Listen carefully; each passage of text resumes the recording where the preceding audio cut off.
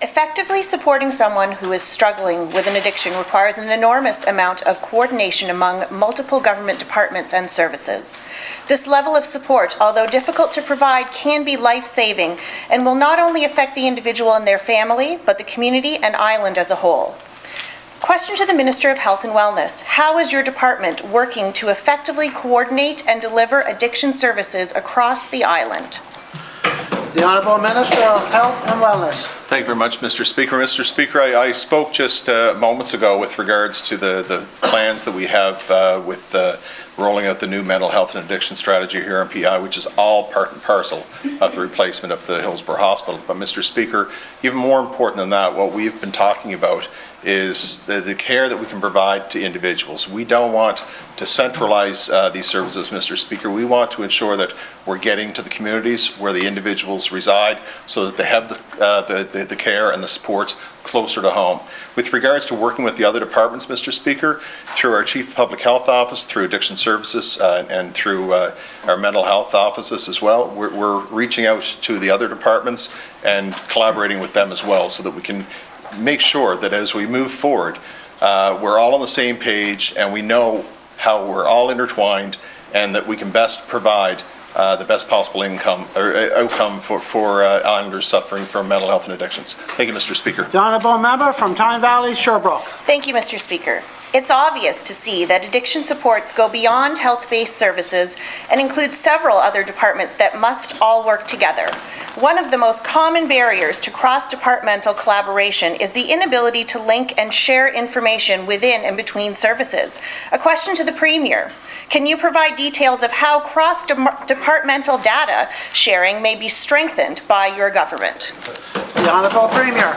Well, Mr. Speaker, I thank the Honourable Member for the question and actually all of the opposition questions, which I think are not just important, but I believe they're designed to elicit good answers, which is what I think we're all here to do. Part of the approach that we've been trying to take and that we outlined in the capital budget was what is being developed at the professional level for mental health and addiction services is a transformative sea change that deals with a lot of the issues that are being dealt with here.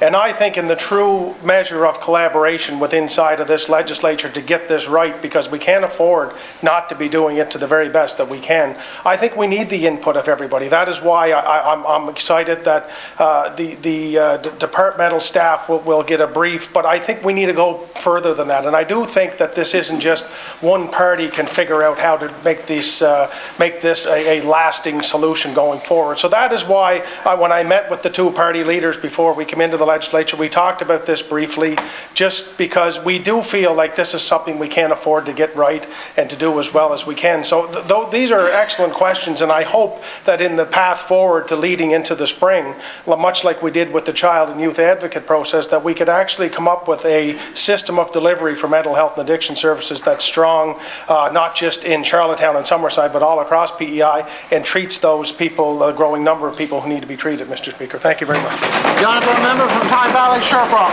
Thank you, Mr. Speaker. Of course, as the Premier notes, collaboration and coordination across party lines is important in this issue and many other issues, and we appreciate being involved in those discussions. Of course, collaboration coordination is needed between departments in regards to planning and delivering services and supports for those facing addiction, including development of shared protocols, policies, and care pathways. A question to the Premier. What protocol, policies, and care pathways are currently in place across departments for persons seeking treatment for addiction? The Honourable Premier.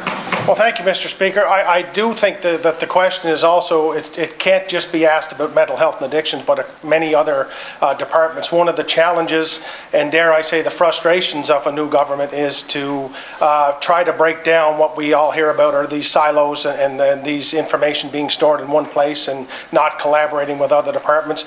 We've been really working hard with our professional staff, with our public servants, to try to change that delivery, Mr. Speaker. And I think for this this whole mental health and addiction strategy to actually work, it's going to require us to go beyond how we've been doing things. I'm interested to see the feedback that you will see from the presentation, and it is just it's just a draft presentation. It's the bare bones of where they want to go. When they come in to present to our caucus or to our cabinet, my message was, this can't just be about money. You know, in the Treasury Board process leading up to the capital budget, you talk about $150 million for mental health, but this just can't be about money. It has to be about the service delivery for the patients in Prince Edward Island today and tomorrow. So those are all good questions, and I hope through this process we can break down some of those barriers and have a system of delivery that will serve all islanders, Mr. Speaker. The honourable member from Tyne Valley, Sherbrooke.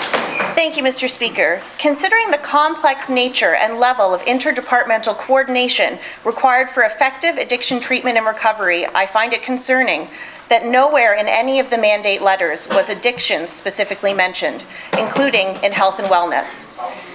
Stating both mental health and addictions has been commonplace within the government for some time. For example, we have a mental health and addiction strategy. Question to the Premier, can you explain your rationale for excluding addictions from your mandate letter to the Minister of Health and Wellness? The honourable Premier.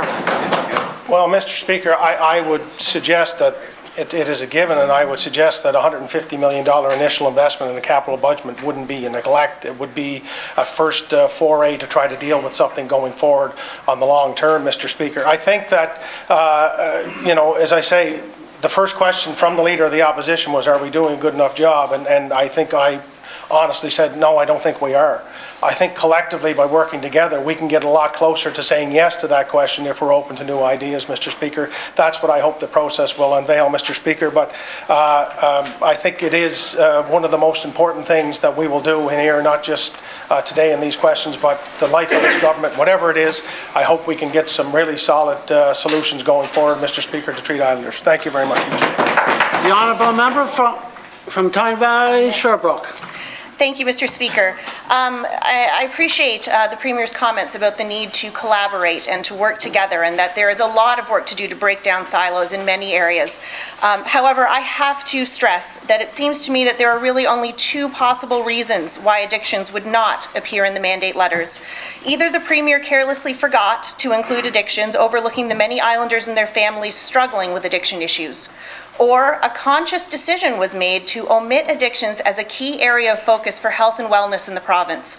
Question to the Premier, did you simply forget about addictions, or did you intentionally exclude it as a key area of focus in the health and wellness mandate? The honourable Premier. Well, Mr. Speaker, in the process to develop mandate letters, there's lots of different things you look at. Each department has responsibilities, Mr. Speaker, that they have been traditionally been responsible for, and that will they continue to have responsibilities for, Mr. Speaker. We wouldn't outline every last one, Mr. Speaker, but I do think it's indicative of our desire to actually do something different to make a tangible, solution for this issue going forward, in the fact that we actually, made an initial investment in the capital budget. We're seeking input from all parties to find a solution that can serve islanders for the future, Mr. Speaker. So I'm not sure if there was any deliberate attempt not to deal with this, Mr. Speaker. I know the Minister of Health and Wellness and his staff deal with this every day, Mr. Speaker. It's something that's impacted every family, including my own, and I wouldn't want anyone to suggest for any reason that we don't take that seriously, Mr. Speaker. Thank you very much.